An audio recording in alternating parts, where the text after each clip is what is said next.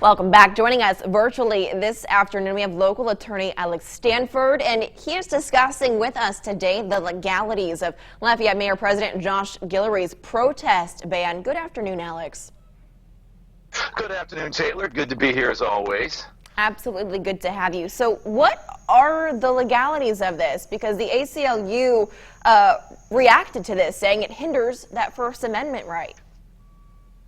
Well, it's almost like same song, second verse at this point. I think most people are getting a bit of shades of deja vu from back when John Bel Edwards had the initial lockdown order and all the religious people were talking about the infringements on their First Amendment right of the freedom to exercise their religion, and that they couldn't go to church. So yeah, it's a little eerie, but if we're just going to analyze this on the legalities of it, it's the basic analysis that was used for John Bel Edwards' order, which was that you have a compelling state interest, which is these public safety issues regarding to COVID, and that because it's impossible to ensure social distancing and the observance of mask ordinances when you are doing mass protests. So he's essentially saying that you have to ban these activities because they are such a risk of infection and spread, and the rest of it flows just like with the original one.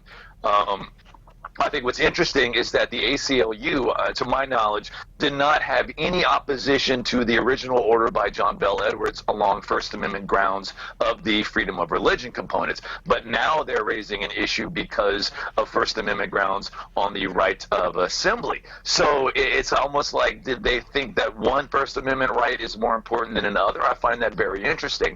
Also, you had a lot of people in Josh Guillory's camp who were opposing the order when it was on the First Amendment grounds of religion, who are now saying that it's okay to do it on the First Amendment grounds of assembly. It's like, what? It's almost like everybody reversed their positions, and I find that very puzzling. But of course, if you think about it in terms of what is everybody's agenda, it almost seems like this COVID thing has indeed been weaponized. But you can draw your own conclusions on that. But the one thing I will say is that with what we know about COVID now and its mortality rates, I think it's even harder to justify some kind of constitutional intrusion, because we find out more every day that it's actually not as lethal as we thought. So I do think he's going to have a hard legal battle on his hands. Interesting. So do you think it will make courts here? We have about 30 seconds left. I do expect there to be a constitutional challenge. Of course, because this thing has been so political, basically whatever letters in front of their name, whether it's a D or an R, it likely will have a great impact on the way they adjudicate these challenges. So it's hard for me to say, but personally, I think that this would fall to a challenge. I think it's going to be ruled unconstitutional. All right, Alex, thank you for your insight on this issue. We're going to post this on our website, kadn.com. If you missed something, stay with us. We'll be right back. But first, let's check in with Adam.